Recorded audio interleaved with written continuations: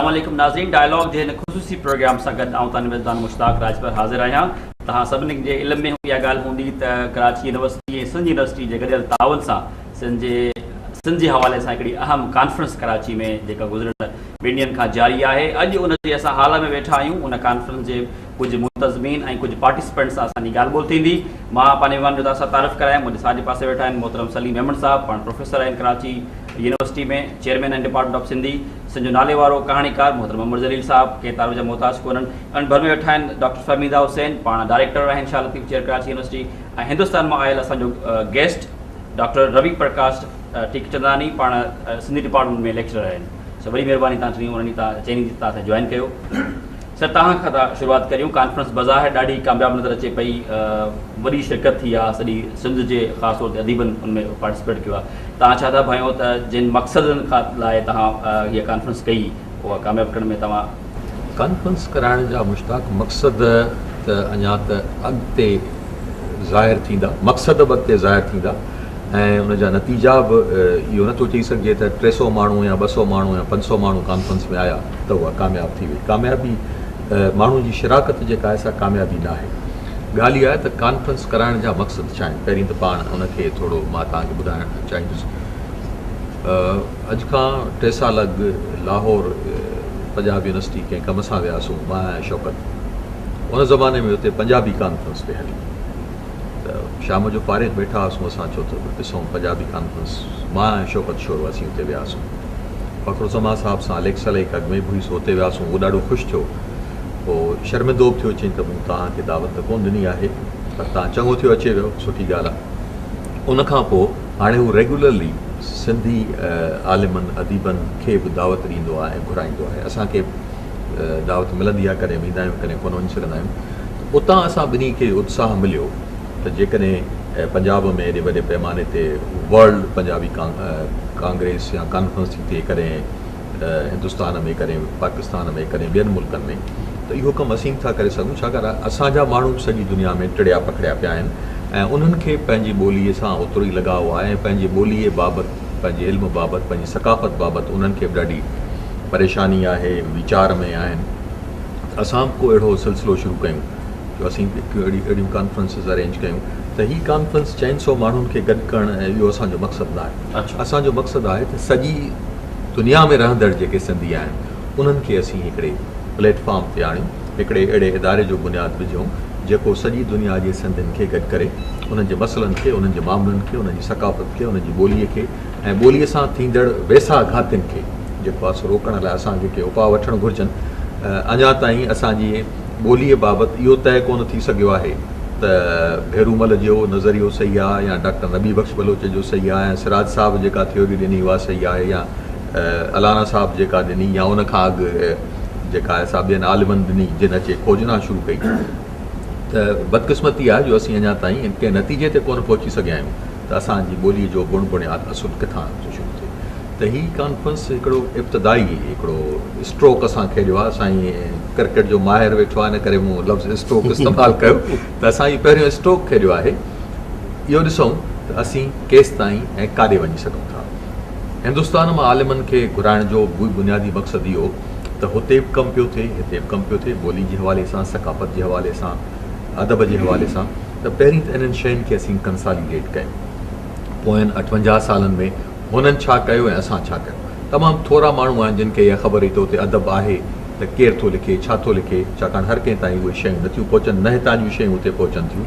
त इहो पहिरियों दफ़ो मौक़ो मिलियो आहे पोयनि 2-3 सालनि में जो अचवञु शुरू थी आहे, त उहा फ़क़ति रस्मी अचवञु हुई। हाणे असीं उन हेल ताईं जेका अचवञु हुई उनखे कंसालीडेट करणु था चाहियूं कि हिकिड़ो अहिड़ो बुनियादु रखूं त जिथे पोइ वरी असीं बाक़ी रहियल दुनिया जे सिंधियुनि सां बि राब्ते में अचूं ऐं उन्हनि खे बि जेको आहे सो हिकिड़े प्लेटफॉर्म ते आणियूं। असांजा के सियासी मक़सद कोन्हनि, असांजा मक़सद जेके आहिनि से पंहिंजी ॿोली, सकाफ़त ऐं अदब खे महफ़ूज़ करण लाइ उपाउ वठणु ऐं दुनिया में रहंदड़ सिंधियुनि खे गॾु करणु। वज़ीर साहब, तव्हांजो छा इम्प्रेशन आहे हिन कॉन्फ्रेंस जे बारे में?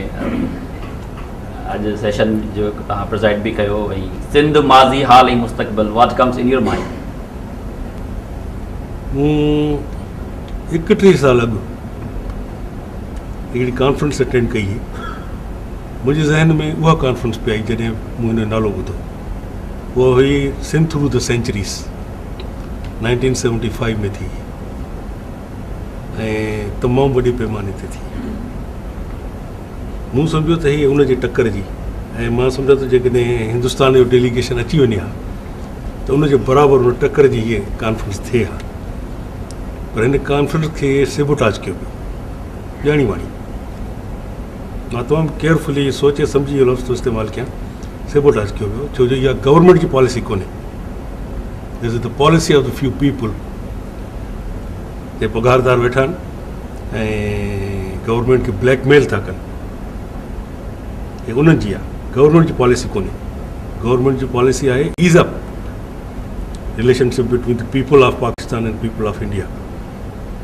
बाक़ी हे पाण कश्मीर ते जेको विढ़नि झिड़नि जेको कनि था, फ़ौजूं हिते हुजनि फ़ौजूं न हुजनि, that is at the level of the federal secretaries of both the countries.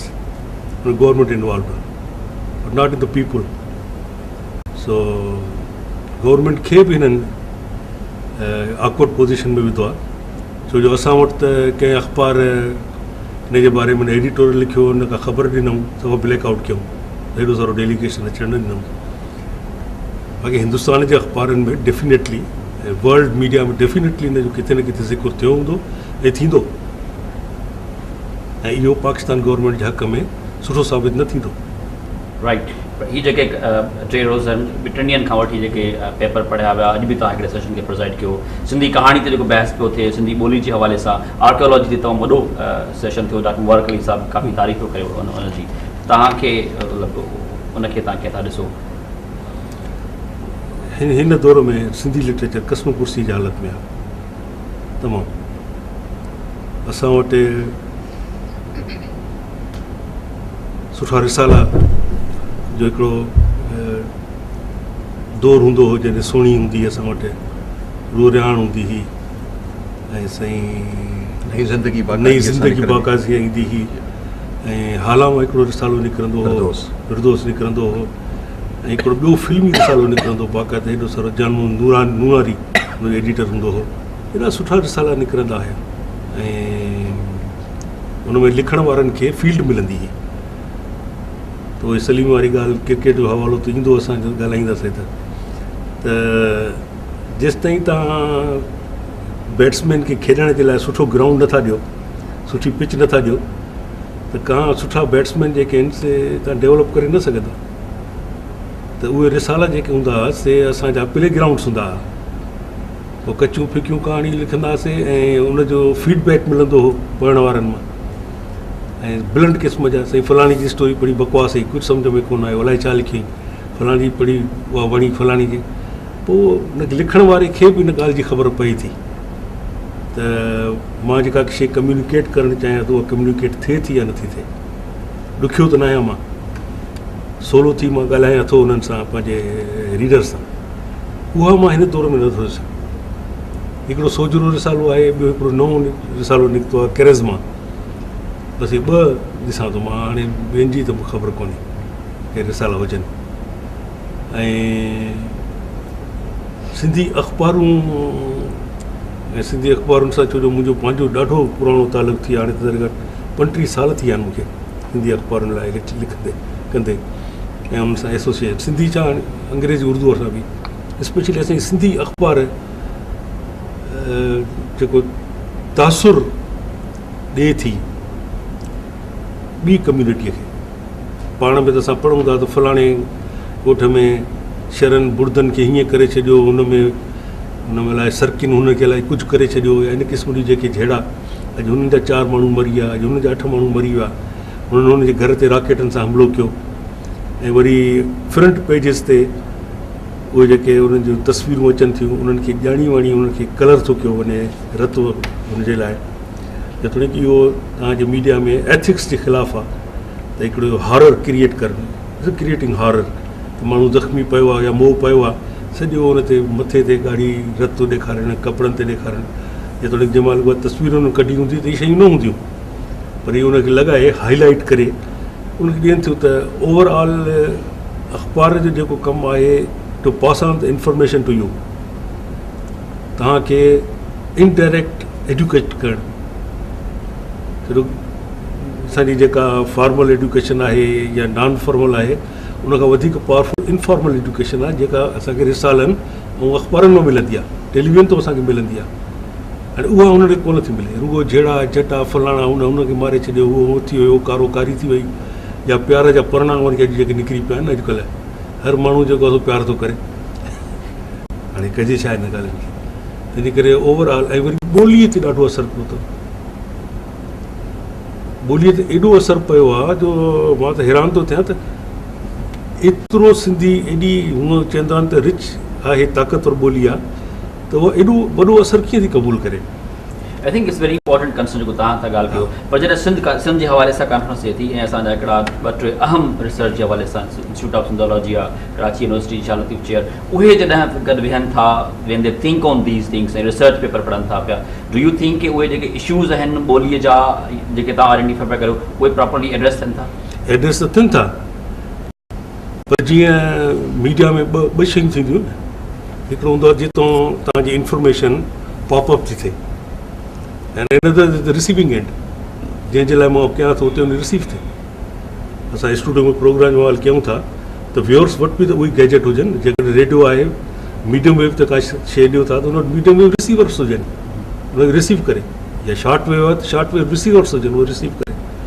Television centre तो असां जेकॾहिं प्रोग्राम ॾियूं था त हुन तरफ़ को कम्यूनिटी सेंटर हुजे जिते माण्हू प्रोग्राम ॾिसनि, या जेके प्रोग्राम ठाहिण वारा आहिनि या जेके अख़बारुनि जा मालिक आहिनि उहे तव्हांजी ॻाल्हि सम्झनि, या असां जेके हिते फ़ैसिला कयूं, ईअं ई जेकॾहिं हदीफ़ हमीदा ऐं सलीम वारा पाण में ॿिन्ही डिपार्टमेंट्स मूं जिन्हनि खे हिकिड़ो वर्किंग पेपर ठाहे मोकिलिनि त this is a incorrect expression, this is a correct expression, तव्हां हे लफ़्ज़ इस्तेमालु कयो था, इन जे बदिरां हे लफ़्ज़ असां इस्तेमालु करे सघूं था। हाणे it is up to the news paper हाणे अॼुकल्ह थी वियो आहे इंडस्ट्री माना तव्हां इंडस्ट्रियलिस्ट आहे, उहो माण्हू वेठो आहे, मालिक आहे, हाणे मालिक जी मर्ज़ी आहे क़बूल करे न करे। मैडम तव्हां ॾे था अचूं, हिकिड़ो त ॾाढी ख़ुशी इहा थी जॾहिं आयासीं हिते त कॉन्फ्रेंस जा सभु पेपर पहिरें ई हिकिड़े बुक फॉर्म में अची विया आहिनि। I think that's very positive thing, उहा ख़ुशी थी ॾिसी करे इहो। पर तव्हांखे कीअं लॻो ओवरऑल कॉन्फ्रेंस जो सॼो इंतिज़ाम ऐं जेके इशूज़ डिस्कस थिया अॼु ताईं, सुभाणे को अञा हिकिड़ो ॾींहुं रहे थो पियो, सिंध जॾहिं चइजो थो सिंध माज़ी हाल ऐं मुस्तक़बिल, इट सीम्स के इलाही सारियूं शयूं, इलाही सारा शोबा, पर जॾहिं त फोकस खणूं लिटरेरी एस्पेक्ट ते, उनमें प्लस हिस्ट्री मां आर्कियोलॉजी खे कयो वियो, इकोनॉमिक्स, पॉलिटिक्स, ॿियूं इलाही सोशोलॉजिकल डेवलपमेंट, इलाही सारियूं शयूं उहे मिसिंग आहिनि। न, असांजो इनिशियल जेको प्रोग्राम हो उन में असां इकोनॉमिक्स खे बि साम्हूं रखियो हो। असां वटि ॿिया बि जेके बि मुमकिन थी सघे था थिए, मसलन आर्कियोलॉजी एंथ्रोपोलॉजी जे लाइ हिकिड़ो अलॻि सेशन हो, उन खां पोइ लिंग्विस्टिक्स जे हवाले सां सिंधी ॿोलीअ ते सफ़ा अलॻि सेशन हो, सिंधी लिटरेचर जे हवाले सां असां 2 अलॻि सेशन रखिया हुआ, जंहिंमें हिकिड़ो त जनरल असां रखियो हो ऐं जंहिंमें सॼो अदब अची वञे, ऐं ॿियो सेशन हो जंहिंमें शाह लतीफ़, स्पेसिफिकली शाह लतीफ़ आहे, सचल आहे, सामी आहे, या कलीच आहे, शेख ख़याज़ आहे। साॻी तरह सां माशियात जे हवाले सां, समाजियात जे हवाले सां मुख़्तलिफ़ सेशन रखियल हुआ, पर 28 या 30 माण्हू जेकॾहिं न अचनि उन्हनि मौज़ूअनि ते ॻाल्हाइण वारा, त पोइ छा कजे। पोइ असां वरी सेशन्स में थोरी रदो बदल कई ऐं कुझु सेशन पाण में मिलाए छॾिया, जीअं सिंधी अदब ते अॼोके ॾींहुं तव्हां ॾिठो त 2 सेशन मिलाए हिकिड़ो कयोसीं। साॻी तरह सां कुझु सेशन असांखे रीअरेंज करणा पिया, तंहिंमें हुतां अचण वारा मकाला हाणे असां किथां पेश करियूं, त उहे मौज़ूअ जिन खे असांखे चङी तरह सां पेश करिणो हो उहे थिया ई कोन। हाणे कुझु जेके मौजूदु आहियूं असांजा जेके डेलीगेट्स आया आहिनि, जेके बि अवेलेबल आहिनि उन्हनि सभिनी खां असां पढ़ाया आहिनि।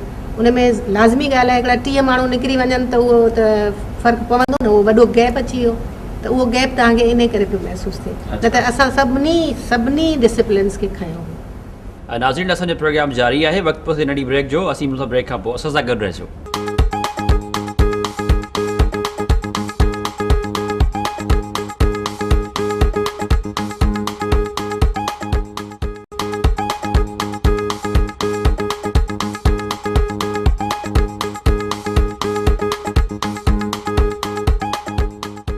वेलकम बैक नाज़रीन जी। डॉक्टर फरीद, मां तव्हांखे भलीकार थो चवां सिंध अचण ते कि छा आहिनि तव्हांजा तासुरात हिन कॉन्फ्रेंस जे बारे में, सिंध जे बारे में, हिते जेके डिस्कशन थिया उन्हनि जे हवाले सां? ॾिसो अदा, जेतोणीक कॉन्फ्रेंस जे हवाले सां ॻाल्हाइजे त मूंखे ॿिनि नुक़्ते नज़र सां ॻाल्हाइणो आहे, हिकु त दिमाग़ी ॿियो दिलि सां। त जॾहिं दिमाग़ी रूप सां ॻाल्हाइजे थो पियो त मां ॻाल्हि पंहिंजी खणी वेंदुसि प्रोफेसर मेमण जी हुन शुरूआति वारे फस्ट जुमिले ते, जॾहिं हू हितां लाहौर विया ऐं हुतां जज़्बात खणी आया, माना दिमाग़ कमु करणु चालू कयो, टॉपिक्स डिसाइड थिया, तमामु सुठो टॉपिक डिसाइड थियो, कहिड़ा कहिड़ा स्कॉलर्स अचनि, उन्हनि जी लिस्ट तयारु थी, माना साफ़ नज़र अचे पियो कि हीउ हिकिड़ो सुहिणो इवेंट थियणो आहे ऐं सक्सेस इज़ श्योर, उन सक्सेस खे कोई रोके नथो सघे। ऐं सक्सेस दिमाग़ हमेशह कैलकुलेशन कंदो आहे, त कैलकुलेशन में हेतिरा माण्हू ईंदा, एतिरे इन होटल में हिनखे खाराइबो, हिते रहाइबो, ऐं बाक़ाइदा हिकु हिकु शइ टारगेटेड हूंदी आहे। ऐं उन नुक़्ते नज़र सां तव्हां ॾिसो त पक ई पक ही 100% सक्सेसफुल सेमिनार। हाणे अचो दिलि जी ॻाल्हि कयूं, त जॾहिं दिलि जी ॻाल्हि ईंदी आहे त दिलि त उहो बि जज़्बाती हूंदो आहे नादा, ऐं जेके दोस्त असां सभिनी जा हिंद में रहिजी विया आहिनि ऐं जेके न अची सघिया आहिनि, ऐं हा ठीकु आहे उन्हनि जा मकाला हिते पढ़िया वञनि था पिया, पर उन्हनि जे मुंहं मां उन्हनि जा मकाला ॿुधूं आहे, डिस्कशन वधीक सुठो थिए आहे, त पोइ जेको ॿियो हिकिड़ो पक्ष आहे, ॿियो हिकिड़ो जो हिसो आहे, उहो किथे न किथे लॻे थो पियो कि सक्सेस में कुझु परसेंट घटिजी वई आहे ॻाल्हि। हा, पर तमामु ख़ुशी जी ॻाल्हि आहे त हितां जे प्राइम मिनिस्टर साहिबु इहो वाइदो कयो आहे त उहा सक्सेस बि तव्हांजी कुझु परसेंट जेका घटी आहे उहा 100% कबी। इन लाइ मां उन्हनि जो बि शुक्रगुज़ार आहियां, ऑर्गेनाइज़र्स जो बि, ऐं मुंहिंजे नज़र में ॿई जॾहिं कैलकुलेट कयां थो पियो त हीउ सेमिनार बेस्ट में बेस्ट ऐं 100% नंबर ॾियण लाइ मां तयारु आहियां। तव्हां पहाकनि ते पंहिंजो पेपर पढ़ियो, पहाका त मोस्टली नेचुरली सिंध में इलाही पॉपुलर बि आहिनि सिंधी पहाका, पर उन्हनि जो घणो तारीख़ रूरल एरिया सां हुजे थो पियो, हिते मतिलबु वधीक आहिनि। तव्हांखे कीअं शौक़ु थियो दिल्ली में वेही करे सिंधी पहाकनि ते कमु कयो? साईं, तव्हां खोजबीन वारा माण्हू लॻो था पिया, मुंहिंजे बाबति अहिड़ी जानकारी तव्हांखे किथां मिली? माना पहाकनि जी ॻाल्हि तव्हां ताईं पहुती आहे, माना कल्ह मुंहिंजो पेपर तव्हां ॿुधो हूंदो। ख़ैर, तमामु ख़ुशी जी ॻाल्हि आहे। सचमुच इन जा बि वरी ॿ जवाब आहिनि मूं वटि। त उहे ॿ जवाब कहिड़ा आहिनि? हिकिड़ो त ही, जॾहिं मां नंढो हुयुसि, मुंहिंजो जनमु उत्तर प्रदेश में थियो आहे। उत्तर प्रदेश इंडिया जो हिकिड़ो वॾे में वॾो सूबो आहे, लखनऊ जो गादी जो हंधु आहे, ऐं लखनऊ जे भरिसां हिकिड़ो ज़िलो आहे फैज़ाबाद, उते मुंहिंजो बर्थ थियो।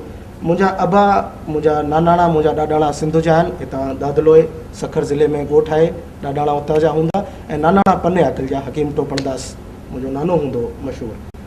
हिकु दफ़ो सिंध मां हिकिड़ो मुंहिंजो मामो परे जो मुंहिंजी माउ जो भाउ उते आयो, ॾाढो नंढो हूंदो हुयुसि, ऐं भाकुर पाए, भई जॾहिं ओचितो गॾिया सालनि खां पोइ त भाकुर पातऊं। हिकु त को ॿियो शख़्स अची मुंहिंजी माउ सां भाकुर पाए, त हिकु त उहा ॻाल्हि मां नंढो हूंदोसि कि केरु अची वियो इहो, पोइ मां ॿुधायां न मामो थी वियो तुंहिंजो, चिंता न कर। ऐं तंहिंखां पोइ वरी उहो अचे कि आशीर्वाद ॾिनई, ऐं आशीर्वाद ॾियण महिल चयईं कि शल तुंहिंजो घर गुह थिए, त मूंखे त बसि ताव अची वियो।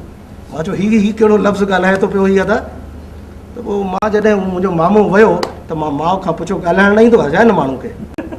त चई बेटा शल घर गुह थिए माना ॿारनि बचनि सां भरिजी वञे, माना हिन परिवार में ख़ुशहाली अचे, हिन परिवार में इकोनॉमिकली ऐं हर तरीक़े सां हिकु ख़ुशी हुजे। मूंखे लॻो कि सिंधी भाषा में, सिंधी पहाकनि में एॾी गहराई आहे छा? माना लफ़्ज़ कुझु ॻाल्हाइजे ऐं अर्थ ॿियो कुझु निकिरे। वरी जॾहिं दिल्ली में आयुसि मां, त मुंहिंजा गुरु प्रोफेसर जेटले तमामु मशहूरु अदीब आहिनि, लिंग्विस्ट आहिनि, उन्हनि जी तारीफ़ जेतिरी कजे ओतिरी घटि आहे। ऐं उन्हनि जो जॾहिं कमु मूं पहाकनि ते ॾिठो, ऐं इहो मुंहिंजो ग्रेजुअल प्रोसेस हो, इहो पहाकनि जे लाइ जेको टेस्ट हो उहो हलंदो रहियो, ऐं हिननि जो बि कमु जॾहिं मूं पहाकनि ते ॾिठो त पोइ पाण मुंहिंजो बि चाह पैदा थियो, ऐं पहाकनि जी जेकी पहाकनि में लिकल जेका उहा कुवत, उहा शक्ति, उहा जेका बिजली, उहा सघ आहे, मूंखे पंहिंजी तरफ़ चकमक वांगुरु खेचे थी। राइट। हिकिड़ो अक्सर जेको कंसर्न हूंदो आहे हिंदुस्तान जो, जेके हाणे त सुठी ॻाल्हि इहा थी जो लास्ट 2-3 सालनि में काफ़ी सारा दोस्त अचनि था पिया। गुज़िरियल साल त वॾो डेलीगेशन आयो, हिन दफ़े बदकिस्मती सां उन्हनि खे इजाज़त दोस्तनि खे कोन मिली। जॾहिं बि उन्हनि सां ॻाल्हि थिए थी त हिंदुस्तान में सिंधी ॿोली जो मुस्तक़बिल ते ॾाढो पंहिंजा कंसर्न्स जो इज़हार कनि था। अमी सिंधी डिपार्टमेंट में उते पढ़ायो था, तव्हांखे कीअं थो लॻे, छा मसइला आहिनि सिंधी ॿोली जा? यू थिंक के उर्दू जो, बल्कि सिंधी जेका आहे उहा बि एॾी इंडियनाइज़ थी वई आहे, एॾो उन ते असरु आहे हिंदी जो ऐं उर्दू जो या अंग्रेज़ी जो? How do you see this problem? ॾिसो अदा, तव्हां मूंखे हिते ॾिसो था पिया, मुंहिंजी उमिरि 40 साल आहे। 40 साल जो नौजवान जेको सिंध में पैदा कोन थियो आहे, उहो हिंद में पैदा थियो आहे। ऐं अहिड़े प्रदेश में पैदा थियो आहे जिते चौतरफ़ हिंदी जो वातावरण आहे, तॾहिं बि मां हिते वेही करे तव्हां सां सिंधीअ में ॻाल्हायां थो पियो ऐं ईअं महसूसु कयां थो पियो त सुठी सिंधी ॻाल्हायां थो पियो। पर जेकॾहिं अगरि इहा ॻाल्हि सची आहे ऐं इहा ॻाल्हि तव्हां एक्सेप्ट कयो था पिया अंवर जलील साहिबु, त सिंधी जो उते बि वार बि विंगो न थींदो, इहो मुंहिंजो दावो आहे। दावो कंहिं रुगो भाषण जे लिहाज़ खां नथो कयां मां, बाक़ाइदा उते कुझु ॻाल्हियूं हलनि पियूं। सरकारी इदारनि जी ॻाल्हि कजे त मर्कज़ी सरकार जेका आहे भारत सरकार जी, जंहिंखे असां मिनिस्ट्री ऑफ ह्यूमन रिसोर्स चवंदा आहियूं, जंहिंजो मिनिस्टर असांजो श्री अर्जुन सिंह हिन वक़्त में आहे, हिकिड़ो इदारो हलंदो आहे national council for promotion of Sindhi language. माना सॼे भारत में सिंधी लैंग्वेज जे विकास ऐं वाधारे लाइ कहिड़े नमूने कमु करे सघजनि, हीउ उनजो ख़ासि कमु आहे। 1 करोड़ रुपयो अदा हू सॼे साल में असांखे ॾींदा आहिनि कि ख़र्चु कयो सिंधी लैंग्वेज जे प्रमोशन वास्ते, ऐं गॾोगॾु इहो बि चवंदा आहिनि कि 1 करोड़ कुझु कोन्हे, ख़र्चु करे ॾेखारियो, ॿिया पैसा वठंदा वञो। ऐं न रुगो मर्कज़ी सरकार, पर जेके सूबाई सरकार आहे उन में उत्तर प्रदेश, मध्य प्रदेश, राजस्थान, गुजरात, महाराष्ट्र, दिल्ली 5 लखनि खां वठी करे ऐं 1 करोड़ रुपए ताईं पंहिंजी हैसियत जे अनुसार उहे सिंधी लैंग्वेज लिटरेचर जे विकास ऐं वाधारे लाइ ॾियनि था पिया। के न के स्कीम्स हलनि थियूं पियूं। हा, इन जो ॿियो हिकिड़ो पक्ष आहे कि उन ते अन्य भाषाउनि जो, ॿियनि भाषाउनि जो इन्फ्लुएंस नज़र अचे थो पियो। मुंहिंजे ॻाल्हाइण में बि तव्हांखे हिंदी जा लफ़्ज़ पक ई पक मिलंदा, इन ॻाल्हि खे रोके नथो सघिजे।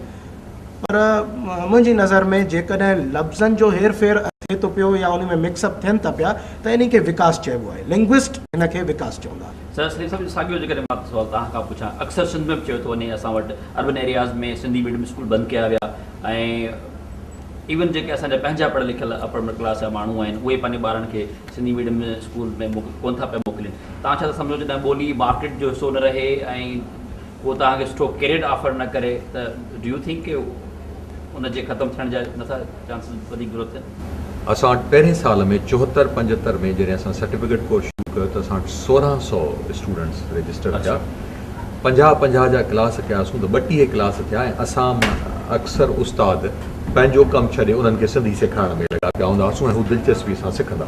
अच्छा, हाणे उनजो नतीजो छा थियो त उहे जेके 1600 जिन सर्टिफिकेट कोर्स कयो सिंधीअ में, उहे सभई वञी SLT अपॉइंट थिया सरकारी स्कूलनि में, प्राइवेट स्कूलनि में। छाकाणि सरकारी स्कूल में त वरी बि हिकिड़ी का क्राइटेरिया हुई त घटि में घटि सिंधी मीडियम सां हुन मैट्रिक पास कयो हुजे, पर ख़ानगी स्कूलनि में त हिन जी ज़रूरत ई कोन रही। हाणे जॾहिं ज़रूरत कोन रही त हुननि सिंधीअ खे उर्दू में पढ़ाइणु शुरू कयो। बाबा ही जिथे 4 नुक़्ता अथई हिन जो ही आवाज़ अथई। हाणे उनखे इहो कोन था ॿुधाइनि त इहा चे ऐं छे जो छा फ़र्क़ु आहे। उनखे चयूं बाबा ही 3 नुक़्तनि वारी त इहा पंहिंजी चे आहे, हिकिड़ो नुक़्तो वधाईंदे सिंधियुनि जी छे थी वई। इहो पढ़ाइण जो मतिलबु this was the methodology of teaching Sindhi language. हाणे उनजो असरु इहो थियो जो ॿार 7 साल, right from class 3 to class 9, 7 साल सिंधी पढ़े थो। 7 साल सिंधी पढ़ण खां पोइ बि ॿार सही उचारे कोन थो सघे, सही लिखी कोन थो सघे ऐं सही पढ़ी कोन थो सघे। उनजे भेट में हिकिड़ो लालो पठान सरहद सूबे खां अचे थो, जंहिंखे उर्दू कोन थी अचे, हिते अचे पथर कुटे थो, फुटपाथ ते सुम्हे थो। 3 महीननि खां पोइ उहा फंक्शनल उर्दू ॻाल्हाइण थो शुरू करे। 3 सालनि खां पोइ उहो तव्हां मूं जहिड़ी उर्दू ॻाल्हाए थो। पर हू ॿारु जेको 7 साल मुसलसल पढ़े पियो, उहो सिंधी ॻाल्हाए कोन थो सघे। सिंधीअ जा त जेके ठेठ 7 हरफ आहिनि उन्हनि खे छॾे ॿिया जेके अरबी फारसीअ जा लफ़्ज़ बि न आहिनि, उन्हनि खे बि सही तरीक़े सां सिंधी उचारनि खे उचारे कोन थो सघे। हाणे इहो जॾहिं थियो, इहे ॿार जॾहिं 9th में पहुता त वॾो गोड़ थी वियो कराचीअ में, हिननि जो इम्तिहान नथो थी सघे, हिननि खे त तव्हां सही तरीक़े सां पढ़ायो ई कोन्हे। पोइ हिकिड़ी स्टीयरिंग कमेटी ठाही वई, उनजो मूंखे मेंबर कयूं। उन वेही असेस कयो त भला छा कयूं। चयूंसि हिन साल त इम्तिहान कोन थो थी सघे। वरी ॿियो साल आयो, वरी ॿिए साल चयूं 80 में, चयूं त साईं इम्तिहान कोन थो थी सघे। जॾहिं 3 साल आयो त स्टीयरिंग कमेटी जॾहिं मीटिंग कयूं, चयूं साईं हिन साल इम्तिहान कोन थो थी सघे। असां चवंदासीं हिन साल इम्तिहान थींदो। चयो इम्तिहान कीअं थींदो? मूं चयो 6 दर्जे में जेका असां सिंधी पढ़ाई आहे, उन 6 दर्जे जो असीं हिन खां इम्तिहान वठूं। चयूं पर हिन खे त उर्दूअ में पढ़ायो वियो आहे। असां चयो ठीकु आहे, हिन खां सवाल उर्दू में था पुछूं। हाणे सवाल जेको ठही आया त मंदर जा ज़ैल की ज़िद लिखिए, ॿोलीअ जो पेपर आहे, पर असीं उन खां सवाल उर्दूअ में था पुछूं त मंदर जा ज़ैल की ज़िद लिखिए या मंदर जा ज़ैल के ख़ाल भरिए। इहो सिलसिलो कुझु साल हलंदो रहियो। पोइ ग्रेजुअली उनखे वधाए 9th जो जेको किताबु हो उन मां इम्तिहान वठणु शुरू कयोसीं, पर वरी बि सुवाल उर्दूअ में पुछंदा रहिया। हाणे को 4 साल थिया आहिनि जो हाणे सुवाल सिंधीअ में पुछणु शुरू थिया आहिनि, यानी को 28-20-22 साल जेको आहे सो सिंधी जा सुवाल उर्दूअ में पुछिया वेंदा। इन खां वधीक ॿियो कहिड़ो जेको आहे सो अलमियो थी सघे थो त असीं 7 साल ॿोली पढ़ाए बि उन खां उन ॿोलीअ में सुवाल नथा पुछी सघूं। नाज़रीन, असांजो प्रोग्राम अञा जारी आहे, वक़्तु किथे नंढी ब्रेक जो, असां सां गॾु रहिजो।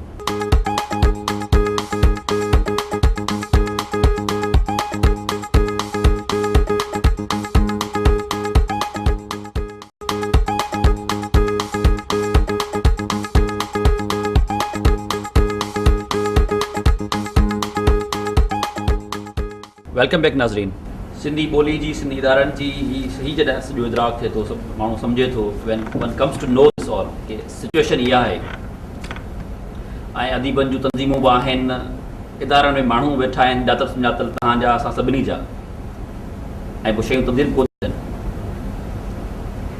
कीअं था ॾिसो इन फिनामिना खे? तव्हां कंप्लेन कयूं था, दाह कयूं था, इदारा तबाह आहिनि, हुकूमतूं कुझु कोन थियूं कनि।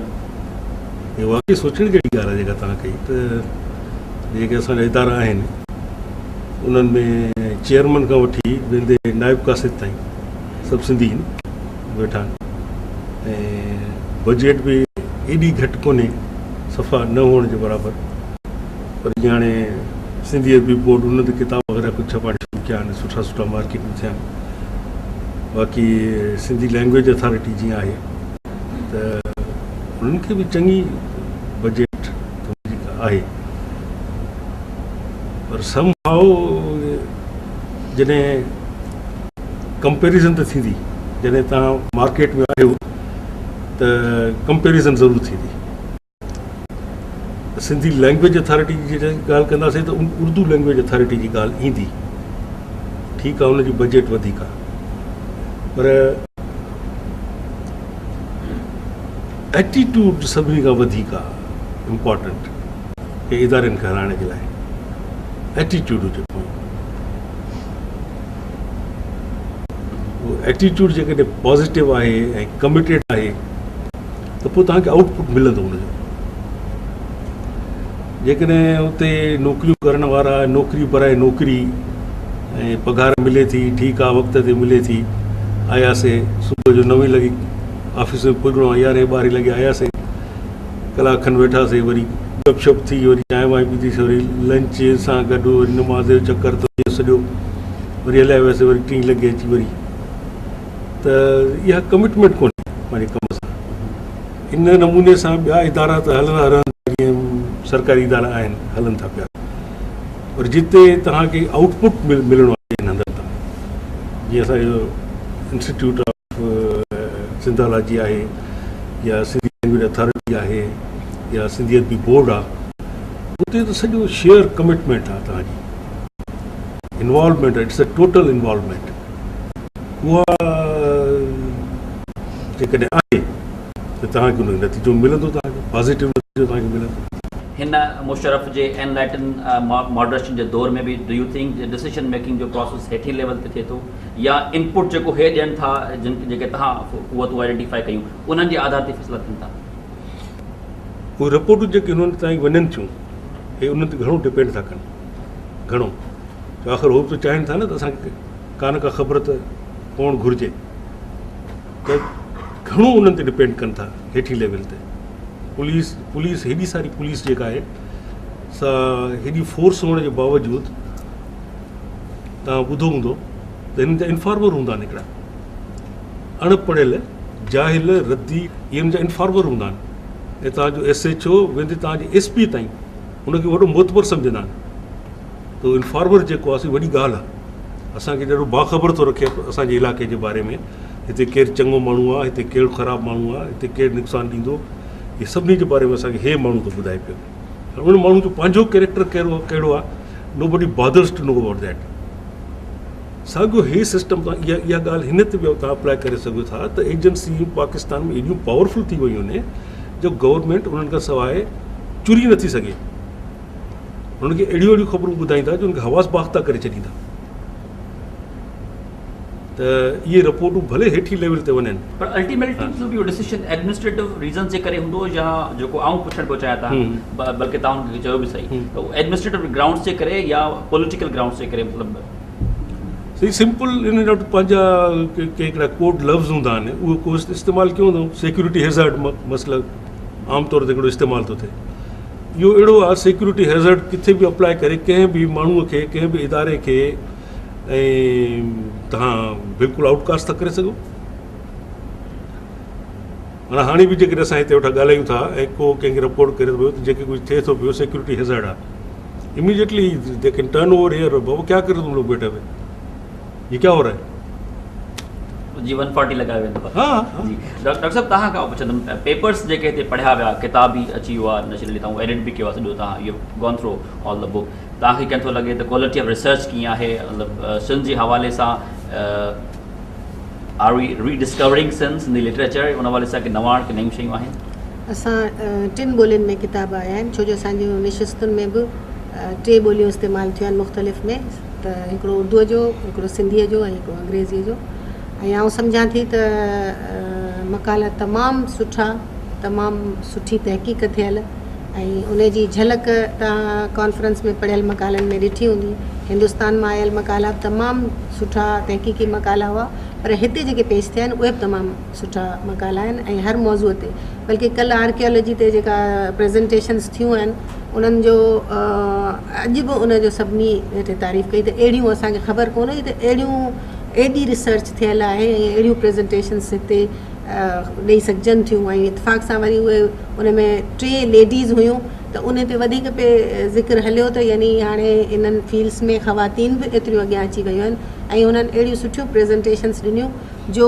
सभिनी खे मुतासिर कयो ऐं ॿियनि बि तमामु घणो सुठो पेश कयो पर मुंहिंजे चवण जो मतिलबु आहे त अंग्रेज़ी सिंधी उर्दू 3 ॿोलियुनि में तमामु सुठी तहक़ीक़ असांजे साम्हूं आई आहे ऐं वधीक त मकाला पढ़ण सां हूअं चयो वञे थो त हिंदुस्तान जो जेको सिंधी अदीब आहे उन में रिसर्च जो पहलू वधीक आहे उहो रिसर्च वधीक आहे असां वटि नो डाउट सिंधी सुठी स्टोरीज़ लिखी थी वञनि फस्ट क्लास शाइरी थिए थी पई पर तव्हां छा था पयूं उहो जेको सिंधी जेको असांजो हिते जो माना तव्हांजो जेको इंस्टीट्यूट आहे उहो त काफ़ी उन में अॻिते आहे पर जनरली जेको सिंधी अदीब आहे उहो जो हालांकि अकेडमिक यूनिवर्सिटी सां वाबस्तु आहे पर रिसर्च जे साइड ते उहो घटि आहे न आउं सम्झां थी त असां ताईं असांजा जेके तालीमी इदारा आहिनि उन्हनि में उन्हनि जी रिसर्च वधीक पहुचे थी असीं उन खां अवेयर वधीक आहियूं हुननि जी शाइरी हुननि जी कहाणी उहा असां ताईं ओतिरी पहुचे कोन थी ऐं आउं सम्झां थी त असांखां पहिरीं उन्हनि वटि ॿाहिरियूं सुठियूं ट्रेंड्स जेके लिटरेचर में आहियूं असां वटि मॉडर्निज़म जो जेको हिते तसवुरु आहे उहो हुननि वटि पहिरीं आयो नई कविता नई कहाणी हुननि वटि पहिरीं आई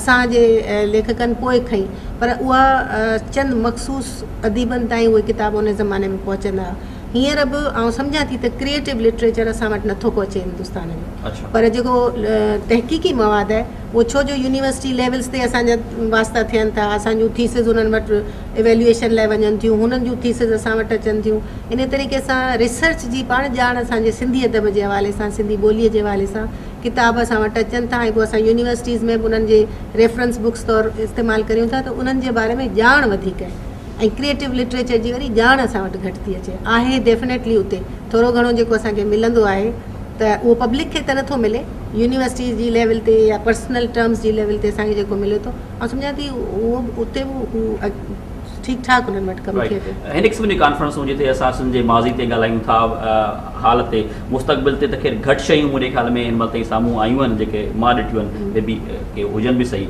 या तव्हांजे चेयर तरफ़ां काफ़ी किताब छपिया आहिनि अदबी बोर्ड बि हाणे छपाए थो पियो तव्हां कीअं था सम्झो सिंध जो मुआशिरो या सिंधी माण्हू जेको किताब दोस्त थियनि था इन्हनि मतिलबु इन क़िस्म जी एक्टिविटीज़ सां कॉन्फ्रेंस सां असांजे सिंधी माण्हूअ जो जेको अलमियो आहे उहो इहो आहे त किताब जेको आहे सो पढ़णु ज़रूरु चाहिनि था पर मुफ़्त में त उन सां छा आहे त ऐं वरी उन्हनि खे मुफ़्त में मुहैया करणु फ़र्ज़ु आहे सभिनी जो असां जहिड़नि इदारनि जो सो ईअं त लाइब्रेरियुनि जेके बि स्कूल्स आहिनि कॉलेजिस आहिनि या ॿियूं पब्लिक लाइब्रेरीज़ आहिनि उन्हनि में इहे किताब वञणु घुरिजनि पर इन्हनि लाइब्रेरियुनि में मूंखे नाहे ख़बर त कहिड़ा माण्हू वेठा आहिनि जेके असांखां त कॾहिं कोन कंहिं किताब घुरायो आहे त भई असांखे असीं 50% ते ॾियण लाइ तयारु हूंदा आहियूं त भई का लाइब्रेरी आहे त उनखे असां 50% ते ॾेई छॾियूं या कॾहिं कॾहिं त रिक्वेस्ट ईंदी आहे ॻोठनि मां त भई असांखे त असां फ्री में बि ॾियारे मोकिलींदा आहियूं अच्छा त जीअं हू पढ़नि पर उहे वरी माण्हुनि खे इन ई रीति अवेलेबल कोन्हनि लाइब्रेरियुनि में कल्चर डिपार्टमेंट जूं लाइब्रेरियूं हेतिरियूं सारियूं आहिनि असांखां त कॾहिं कोन अची किताब घुरिया अथनि शुरू में हिकिड़ा 13 किताब चवंदा असांजूं 13 लाइब्रेरियूं वरी बसि ख़तमु पर मूंखे 8 साल थिया आहिनि 8 सालनि में हिकिड़ो साल शायदि विया हूंदा किताब उनखां पोइ उन्हनि कॾहिं कोन घुरायूं माना इन्हनि सभिनी लाइब्रेरियुनि में किताब कोन थो वञे छा त माण्हुनि खे पढ़णु खपे पोइ ऐं नथी चवां थी सघे थो त अफोर्ड न कंदा हुजनि इन करे हू न ख़रीद कंदा हुजनि पर लाइब्रेरियुनि में त अवेलेबल करे ॾिजे न उन्हनि खे असांजी लाइब्रेरी में रखिया आहिनि हुते अची जेको पढ़े पर यूनिवर्सिटी में केतिरा माण्हू पहुची सघंदा त आम शहरनि में ॻोठनि में नंढनि इलाइक़नि में लाइब्रेरियुनि में इहे किताब वञणु खपनि सिंधी माण्हू किताब पढ़णु डेफिनेटली चाहे थो असां वटि शागिर्द बि ईंदा आहिनि ॻोल्हा कंदा ईंदा आहिनि पर उन्हनि वटि वसीला कोन्हनि जो हू किताब ख़रीद करे सघनि कुझु ख़रीद करे सघंदा हूंदा पर मुंहिंजो ख़्यालु आहे त हुकूमत खे इन सिलसिले में असांजी मदद करणु घुरिजे त इन्हनि लाइब्रेरियुनि में किताब मुहैया करे ॾियनि माण्हुनि खे पढ़णु चाहिनि था माण्हू पर अवेलेबल नथा थी सघनि रवि लास्ट ईयर बि तव्हां सभु वॾो डेलीगेशन आयो इंडिया कोई 30-35 असांजा सिंधी अदीब फनकार विया हुते ऐं उनखां पहिरीं आई थिंक डिसंबर जनवरी धारे हिते बि काफ़ी सारा त दोस्त आया हिन दफ़े बचणा हुया कोन ॾिसी सघिया पर हीउ जेको इंक्रीज़ इंटरेक्शन आहे सिंध जे ऐं हिंद जे अदीबनि में सिंधी अदीबनि में I think that's very much positive Yes very much positive हिकिड़ो वॾो गैप हुयो हिकिड़ो वॾो गैप हुयो ऐं हीउ गैप सरकारी सतह ते दूर थी रहियो आहे मुंहिंजी नज़र में थी रहियो आहे कंहिं हिकु अधु घटना खे या वाक़े खे ॾिसी करे मां सम्झां थो पियो कि रिएक्शन पंहिंजी जाइ ते आहे ॾुख बि त थिए थो पर उन खे वधीक तवजो न ॾियणु खपे तव्हांखे इंफॉर्मेशन ॾियां कि मां हिते पिणु 6 अप्रैल ते आयल आहियां ऐं साईं चांडूराम साहिबु जेके पने आकल जा संत आहिनि जेके लखनऊ में हींअर विराजमान आहिनि तक़रीबन 70-80 माण्हुनि जो हिकिड़ो जथो उन्हनि सां गॾु आयल आहे अच्छा ऐं इहो अञा ताईं उन मां के बयान के रहिया पिया आहिनि उन्हनि खे 2 महीननि जी बि वीज़ा मिलियल आहे ऐं गॾोगॾु रड़की साहिब में जेके साईं साधराम साहिबु आहिनि उन्हनि वटि बि हींअर तमामु वॾो 3 ॾींहंनि जो हिकिड़ो प्रोग्राम थियो 12, 13, 14 उन में बि मुख़्तलिफ़ देशनि मां ऐं ख़ासि करे इंडिया जे मुख़्तलिफ़ शहरनि मां माण्हू आयल हुआ त हीउ जेको दौरु आहे अचण वञण जो इहो मुहबत जो दौरु आहे और इहो हुजणु घुरिजे ऐं दोस्तो असां त आहियूं कलम जा सिपाही ऐं कलम जा सिपाही हमेशह चाहींदा आहिनि कि मुहबत हुजे असांजो कमु आहे मुहबत फैलाइणु चाहे हुन पासे वारा हुजूं या हिन पासे वारा हुजूं जेका सिक जेका हुब हिन पासे जे माण्हुनि में आहे उहा असांखे छिके थी पई ऐं जेका सिक हुब हुन पासे आहे हितां जे माण्हुनि खे छिके थी पई ऐं दिलियूं ॻंढियूं पियूं आहिनि इहे राब्ता हलंदा रहनि इहे ख़ुशी जा मौक़ा डॉक्टर रवि प्रकाश मैडम फहमीदा हुसैन साईं उमर जलील साहब ऐं मुहम्मद सलीम साहब वॾी महिरबानी तव्हां चङी महिरबानी तव्हां असांखे जॉइन कयो असांजे प्रोग्राम जो नाज़रीन असांजे प्रोग्राम जो वक़्तु पूरो थियो आई होप के हीउ जेको कॉन्फ्रेंस पई थिए उहा हिकिड़ा नयुनि राहुनि जो तयन कंदी सिंध जे लाइ ऐं रिसर्च जे हवाले सां मे बी उहे नयूं शयूं आइडेंटिफाई करे ऐं सिंध खे असीं नए सिरे डिस्कवर कयूं न सिर्फ़ु हाल खे माज़ी खे सम्झूं ऐं शायदि बहितर मुस्तक़बिल जी प्लानिंग करे सघूं मुश्ताक राज भाई इजाज़त वरी मिलंदासीं प्रोग्राम में अला भाई